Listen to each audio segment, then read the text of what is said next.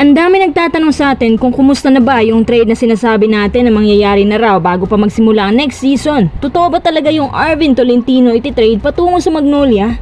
Huwag po kayo mag-alala dahil ayon kay Snow Badwa, pinapatagal lang nila yan para magmukhang nagkamali ang rumor para sa Magnolia Hotshots.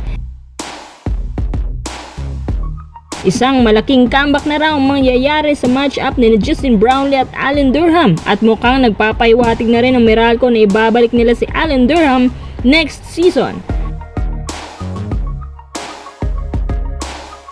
Bago tayo magpatuloy, kung nais susuportahan ang aking channel, just click subscribe and share. Sa mga hindi pa nakapag-follow sa ating Twitter Sports Desk Media, baka naman. Siyempre, meron na rin tayo sa Facebook, SDM Game Zone.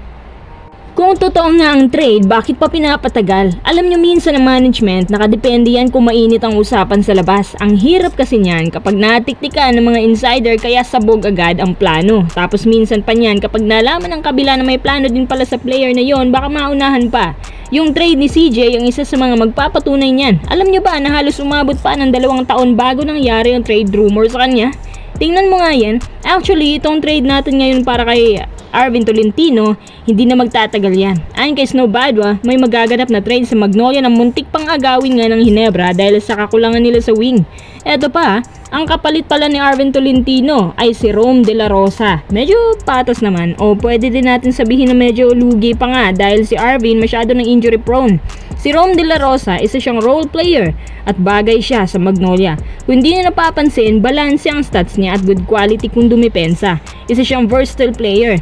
Ewan ko lang kung sang-ayon kayo ha, pero si Arvin kasi bukod sa injury prone, matamlay kung dumipensa. Pero sa shooting tatalunin talaga si Rome. Pero kung why sa Magnolia, hindi mo iti-trade si De La Rosa. Sa totoo lang, mas okay pa nga kung si Paul ang i-trade kaysa kay Rome. Mataas ang kalidad ng laro ni Rome kaysa kay Paul. Nalapitin pa at matakaw sa injuries.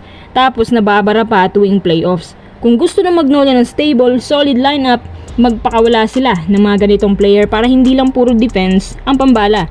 May caliber din sila pagdating sa shooting. Kaya lang siguro naisip ng Magnolia kunin si Arvin dahil kapansin-pansin ng Magnolia sa mga huling games nila, mababa ang percentage nila sa shooting. As si Arvin nagkaka-average ngayon ng up to 15 PPG plus 55% beyond the arc. Although kailangan nga nilang ganitong player, deal with the injuries na lang.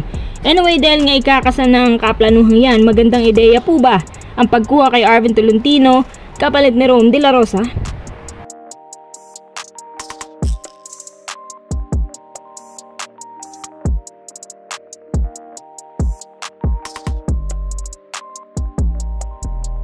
Tara, next update. Isang malaking comeback na ang magaganap next conference dahil babalik na raw si Allen Durham at mukhang ito na nga ang pipiliin nilang import. At syempre sa kabilang dako, Justin Brownlee ang long time import ng Ginebra. So totoo lang, akala ko nga si Tony Bishop ulit ang import ng Meralco. Sa ngayon kasi parang ang desisyong ito ay hindi pa final, pero nagpaplano na sila kahit ongoing pa ngayon ang finals. Kundi ako nagkakamali, way back 2020, nagkaroon ng grabing showdown ang dalawang imports na to. At ito din noon ang best import sa taong yon na nakakuha ng parehong 57 statistical points.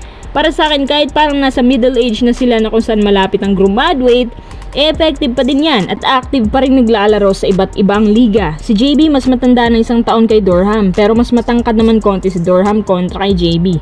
Si Durham din yung import na nakasaksi ng heroics ni Brownlee nung naipasok niyang final 3-point shot ni JB at doon din nakilala si JB ng buong barangay.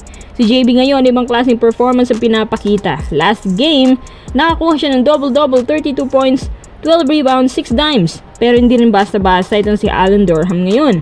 Akala nyo lang tahimik ang karera niya ngayon, pero MVP po yan last year sa B-League kung di ako nagkakamali. Ryukyu Golden Kings. Di ba kasama to ni Carl Tamayo na nagkampiyon sila? Isa si Durham sa mga best defender imports na nakapaglaro sa PBA at ngayon pinamumugaran niya ang B-League sa loob ng 5 taon at ginugol niya ang kanyang buong karera ngayon sa Ryukyu Golden Kings.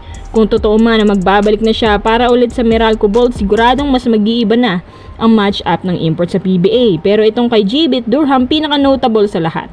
Kayo mga kuys, gusto nyo ba ng isa pang match-up ni JB Durham?